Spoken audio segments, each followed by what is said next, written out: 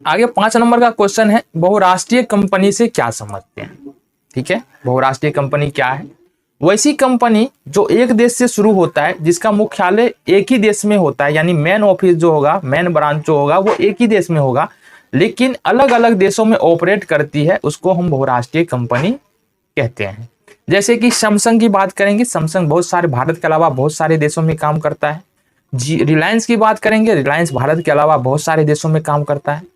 तो ये सारी कंपनी जो है कौन सी कंपनी है? बहुराष्ट्रीय कंपनी के उदाहरण है। बहुराष्ट्रीय, अगला क्वेश्चन है 6 नंबर, बहुराष्ट्रीय कंपनी किस प्रकार कार्य करती है? अब बहुराष्ट्रीय कंपनी का जो काम करने का तरीका है ये समझना पड़ेगा। सबसे पहले तो बहुराष्ट्रीय कंपनी क्या है?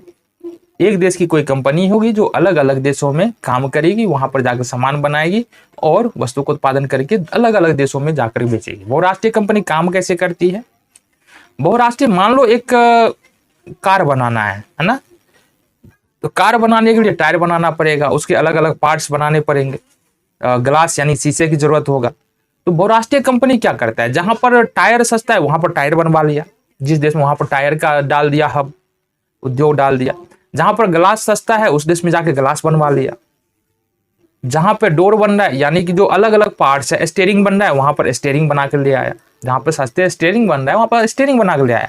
मान लो एसी लगाना है कार के अंदर, जहां पर एसी बन रहा है तो वहां पर सस्ता एसी वहां से उठा लिया दूसरे देश में जाकर।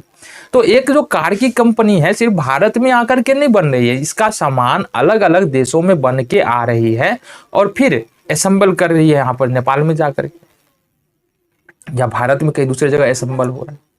तो कहने का मतलब क्या है कि जहां पर कार बनाने वाली उस कंपनी को जिस सामान का फायदा हो रहा है वहां पर जाके बना रहे, है ना। तो बहुराष्ट्रीय कंपनी इस तरीके से काम करता है।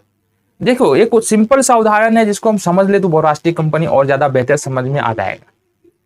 अगर हम यूएसए यानी कि अमेरिका में जाकर के खोजे अंग्रेजी बोलने वाले, यानी कि कॉल सेंटर के लिए खोजे, तो यहाँ पर हमको जो है ना 40 से 50 मिनिमम देना पड़ जाएगा मंथली वर्करों को, जो काम करने वाले, जो जॉब करने वाले हैं, किसके? कॉल सेंटर के लिए काम करने वाले को खोजे तो 40 से 50 हजार रुपया डिमांड करेगा। वहीं पर भारत में देखेंगे 15 से 30 हजार के बीच में इजिली जो है बात करें इंग्लिश बोलने वाले इजिली अवेलेबल हो जाते हैं। तो अब जो है ना, इसलिए देखो भारत में जो है बहुत सारी कंपनियों का कॉल सेंटर है। क्यों कॉल सेंटर है भारत में? क्योंकि यहाँ पर 15 से 30 हजार में काम चल रहा है, वहां पर क्या है कि 40 से 80 हजार रुपया मांगा जा रहा है। तो कंपनी को फायदा है भारत में कॉल सेंटर रखने से, तो कंपनी भारत में कॉल सेंटर रखती है। तो बहुराष्ट्रीय कंपनी इस प्रकार से काम करती है।